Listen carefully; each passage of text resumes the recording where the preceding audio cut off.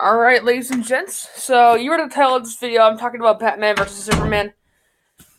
So, yeah, Batman versus Superman, I actually saw it in theaters. I saw it in theaters when it came out, and uh, a lot of people like to say that when it comes to comic book fans, I don't know if you noticed in any of my videos, but I actually like comic books a lot.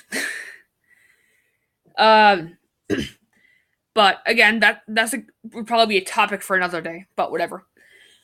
Uh, a lot of people like to say that comic book nerds like myself like to point they like to paint the movie as something that only a comic book nerd will enjoy or only understand. You'd be kind of dead wrong in that, good sir.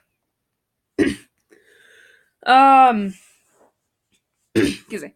When it comes to comic books, right? There are a bunch of stories that even us comic book fans don't understand, even with characters. For example, here's the thing, right? Obviously, this is about Batman versus Superman, but I just want to clear the point on that. That even comic book nerds like myself hated the movie. I mean, that's the thing. Sure, there's always going to be that one comic book nerd like myself. I don't know. Who will probably like the movie because it has a certain characters are in it or a story they recognize. But here's the catch. I mean, I've been into comic books since I believe 6th grade. I believe. Again, sorry for another day, but so basically, I went to the theater with my dad, and what happened was we sit down. It's like, okay, honestly, I didn't really have any big expectations. I was kind of hoping for a good movie. I will say, I hadn't read any reviews about it, but whatever. So I go in. Um, there are a bunch of problems I have. Here's the first one, by the way. Here's some highlights. Of course, the last one is where everyone complains about. So yeah, the first thing I'm going to complain about is Superman's character. The problem with Superman's character is that he's just bland. I mean, there's a reason why we like Christopher Reeve's Superman. I mean, I have nothing against Harry Cavill, but you think he would actually put effort into his role? But then again, if you're in Batman versus Superman, then I'm not expecting you to get an Oscar for it. But whatever. Even the Brandon Routh Superman in Superman Returns seemed like he was interested. Seriously, the entire movie, he just looks like this. That's it. You're clearly not excited to be here, and I wasn't either. But at least when Christopher Reeves was Superman, he actually looked that he was interested. But whatever. When it comes to Christopher Reeves, all right. Even if his Superman movies weren't that good, like Quest for Peace or Superman 3, even if it wasn't that good, he still was probably the best thing about those movies, hands down. Even Brandon Routh, despite Brandon Routh being the probably one of the least favorite Supermans I have, but he still gave a good performance nonetheless, despite Superman Returns being garbage. Yeah. And at the start of the movie, they have this scene where they have Lois Lane in a bathtub, not exaggerating, with Superman making out with her. This is clearly done. So this is obviously clearly done so that the teenagers who came in to watch the movie aren't bored to death yet. I mean, personally, I was sitting there like, okay, what is the point of this? I thought, what is the point of that? I mean, come on. Secondly, wait, hold on. Actually, give me a second. Thing one to me is this. All right, quite simple. Superman isn't really. The problem with Superman is that, for example, when in the movie, this guy who in the Superman movie that came out before this one, he gets his legs crushed by the building, and Batman saves him. More on that later. By later, I mean right now. Go figure. Basically, here's what happens. So, what happens is that the guy in the wheelchair plans with Lex Luger, not Luger, Luthor. Wrestling, am I right? Anyways, he plans with them and blows up the Capitol building. And then they blame Superman.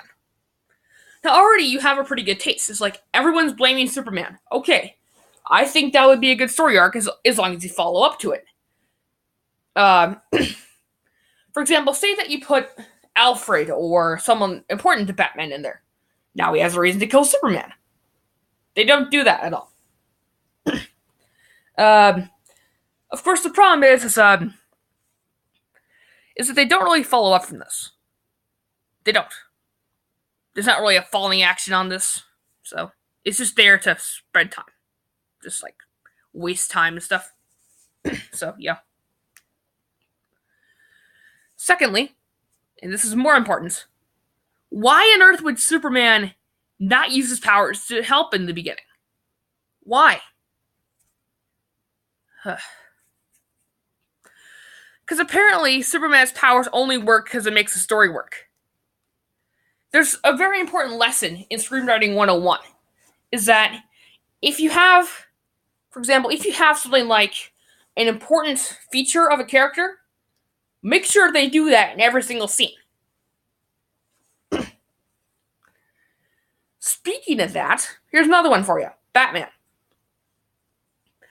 One of my main problems in this movie is, other than Batman killing a bunch of people, you see, Batman definitely.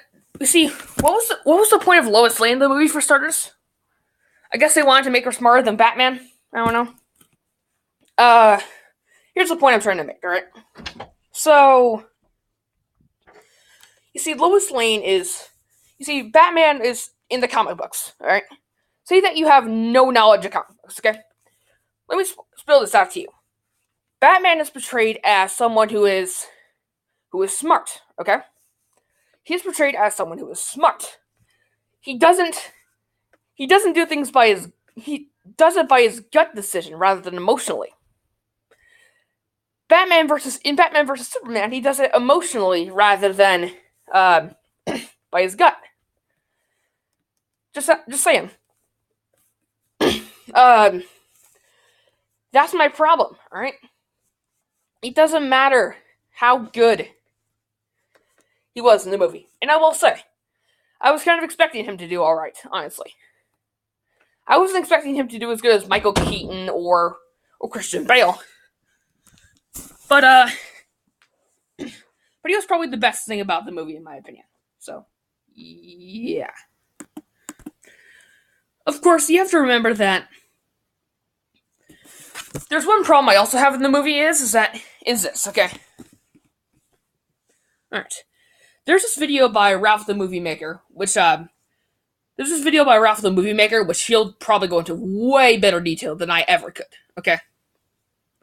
So check out his video if you want to see, basically, if you want to get more detail on it. So, just saying. I mean, Batman is known to be smart, okay?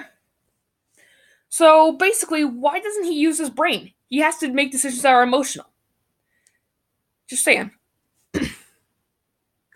I mean, none of this movie could have happened. They could have seriously just talked over their problems with a cup of coffee. Yeah. That's a low end for how it should have ended. Sue me. Here's the main problem I have. The Martha scene. So yeah. Batman beats the crap out of Superman. Superman says Martha. And Batman throws a hissy fit. Why? It's like, oh, our moms have the same name. Let's be best friends now. Imagine if that was the Joker. If Joker says Martha, does Batman just start crying in the corner? Having a mom that has the same name changes none of that motivation.